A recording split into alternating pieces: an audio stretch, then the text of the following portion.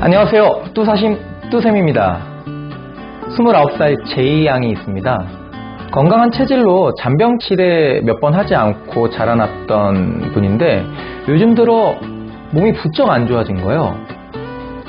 두통도 심하고 소화 안 되는 날도 많고 몸이 너무 안 좋아져서 병원에 갔더니 병원에서 특별한 원인이 없다라고 말하는 겁니다. 병원 몇 군데를 갔는데도 특별한 원인이 없어요. 왜 이럴까요?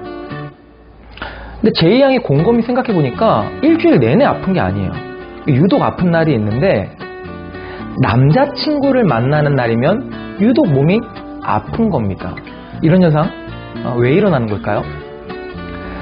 5년 된 남자친구가 제이양이긴 있는데 좀 무뚝뚝한 스타일입니다. 제이양이 회사에서 힘든 일들을 이렇게 이야기하면 위로해주기보단 네가 좀 더 잘해, 좀 다르게 생각해봐 이런 식으로 차갑게 내뱉는 경우가 많아서 제이양 마음에 상처도 많이 쌓이고 아픈 것들도 많이 쌓여갔습니다.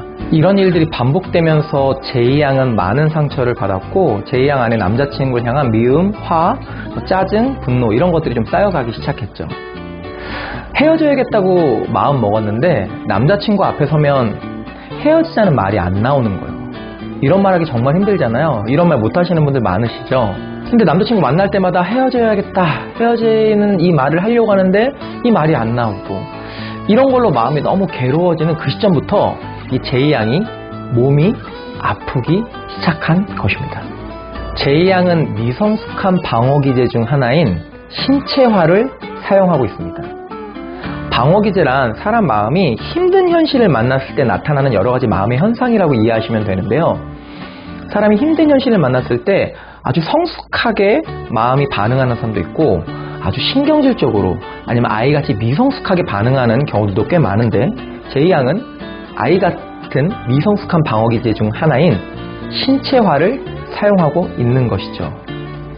이 신체화는 무의식적인 현상이라 본인은 알 수가 없습니다. 의식은 내가 알고 있는 나, 무의식은 내가 모르는 나. 그래서 어떤 이유 때문에 아픈 건지 제이양 스스로 알기가 쉽지가 않죠. 여러분들 꾀병 부려보신 적 있나요?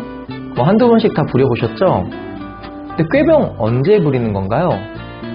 보통 사람은 너무너무 하기 싫은 일을 앞두고 꾀병을 부리거든요. 저 고등학교 때 겨울이었는데 점심 먹고 오후에 너무 수업 듣기가 싫은 거예요. 그래서 교무실 옆 화장실 라디에이터에 제 머리를 딱 대고 교무실로 달려갔죠. 선생님에게 선생님 저 너무 열나요. 선생님이 손 딱 대더니 야야 빨리 가라. 몸 진짜 안 좋다. 혹시 이 영상을 보는 학생들 중에 요거 악용하면 안 됩니다. 학생은 공부해야죠. 이런 꾀병은 꼭 너무 하기 싫은 일을 앞두고서만 부리는 것은 아닙니다. 뭔가 사랑받고 싶을 때도 이 꾀병 많이 부리거든요. 둘째만 너무 신경 쓰는 엄마에게 화가 난 첫째가 아프다고 꾀병을 부리면서 들어 누워요. 그렇게 되면 그 순간만큼은 엄마의 사랑을 독차지할 수 있죠. 근데 아이만 사랑받고 싶어서 꾀병을 부리는 것만은 아닌 것 같습니다. 어른들 중에도 사랑에 갈급한 많은 사람들이 나에게 관심 가져달라고 꾀병을 부리는 경우가 많죠. 그런데 이 꾀병이 무의식적으로 일어나면 신체화가 되는 것입니다. 꾀병은 안 아픈데 아픈 척 하는 것인데요.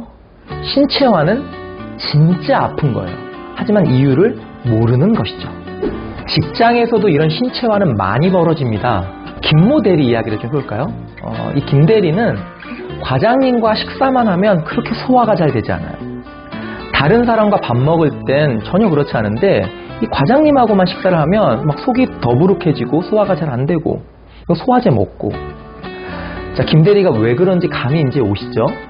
네, 김 대리는 과장님과 겪고 있는 내적 갈등이 몸의 증상으로 나타나고 있는 것이죠. 또 어떤 사례들을 보면 큰 프로젝트를 앞두고 어떤 한 사원이 열이 나기 시작하는 거예요, 전날. 네. 이분은 그냥 아파서 내일 회사를 못 갑니다 라고 한 거지만 실제로 심리 분석한 결과들을 보면 이 대리는 이 프로젝트를 잘 할 수 있을지에 대한 두려움이 엄청나게 컸고 또 이 프로젝트를 같이 하는 어떤 동료와 심한 갈등을 겪고 있었습니다. 이 자아가 이 현실을 견뎌내기 너무 힘들면 몸이 아픈 증상으로 방어기제를 사용하는 것이죠. 혹시 여러분들 주위에 신체화를 사용하는 분이 있나요? 그분들을 보면서 아 저거 꾀병 아니야? 라고 하시면 안 됩니다. 꾀병은 아픈 척 하는 것이지만 신체화는 진짜 아픈 것이거든요. 신체화는 무인도에서 절대 걸릴 수 없다는 거 아세요? 신체화 방어기제는 그냥 내가 너무 힘들고 답답하고 견딜 수 없다는 걸 신체적인 증상으로 호소하는 것이기 때문에 주위 사람들에게 무인도에선 걸릴 수 없죠. 그래서 주위 사람들의 따뜻한 관심과 보살핌이 필요합니다. 내 곁에 소중한 사람이 신체화를 사용하고 있다면 그 사람이 어떤 스트레스를 겪고 있는지 아주 깊이 관심 가져줄 필요가 있습니다. 그리고 그들의 이야기를 그들이 느끼는 수준으로 같이 느끼면서 들어주는 역할을 해주는 것이 굉장히 그들에게 큰 도움이 되죠. 혹시 이 영상을 보면서 내가 신체화를 사용하고 있구나 라고 깨달은 분이 있나요? 이거는 무의식의 의식화, 프로이트가 자아의 건강을 위해서 굉장히 중요하게 이야기한 포인트인데 대단한 거거든요. 혹시 자신이 신체화를 사용하고 있다는 걸 깨달았다면 그런 분들은 자신의 마음을 돌보는 것과 함께 자기의 건강을 다스리는 것에 큰 관심을 두셔야 합니다. 왜냐하면 마음이 아픈 게 몸으로 계속 나타나기 때문이죠. 스트레스를 관리하는 방법이나 건강을 관리하는 방법들을 꾸준히 공부하시는 거 좋고요. 이 또사심 채널을 꾸준히 보는 건 너무 훌륭한 선택이겠죠? 신체화를 사용하시는 분들에게 도움되는 꿀팁 하나 좀 말씀드리고 싶은데요. 사람 몸을 좀 건강하게 다스리는 방법 중에 하나인데 여러분들 사람 몸 컨디션에 영향을 주는 빅3 뭔지 아세요? 네. 운동하는 거, 먹는 거, 자는 거. 이 세 가지를 중요한 순서대로 재배치해 보세요. 어떤 게 가장 중요할까요?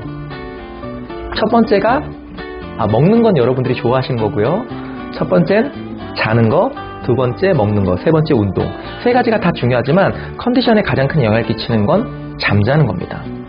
어떤 분들이 출근했는데 오전에 누구와 대화를 하다가 큰 상처를 받아요. 점심 먹고 왔는데도 그 감정이 막 부글부글 거려요. 막 속이 안 좋고 막 머리 아프고 막 신체적인 증상이 나타납니다. 이런 분들은 점심 먹고 30분 정도를 활용해서 무엇을 하면 이 신체적인 증상을 회복시키는 데 큰 도움이 될까요? 네, 그렇죠. 아까 몸 컨디션에 영향을 가장 많이 주는 1위가 잠이잖아요. 그래서 점심 먹고 조용한 곳 가서 20분 이상 숙면을 취하시면 신체적인 증상이 완화되는데 큰 도움을 받습니다. 평소에도 잠을 깊이 자는 것에 큰 관심을 두면 좋거든요. 잠을 깊이 자는 여러 가지 방법 중에 몇 가지는 잠들기 3시간 전에 자극적인 음식 먹지 않는 거, 늦은 시간에 커피 마시지 않는 거, 좀 마음을 편안하게 가라앉히고 자는 거, 잠들기 전에 핸드폰으로 몸에 자극 주지 않고 자는 거, 이런 것들만 충분히 관리하시고 잠드셔도 깊이 잠을 잘 수가 있고 깊은 잠을 잔다면 신체화 증상에 작지 않은 도움을 받을 수가 있습니다. 오늘도 우리의 마음을 건강하게 만드는 방어기제 시리즈, 제가 오늘 신체화 다뤄봤습니다. 지금 방어기제 시리즈 쭉 다루고 있는데요.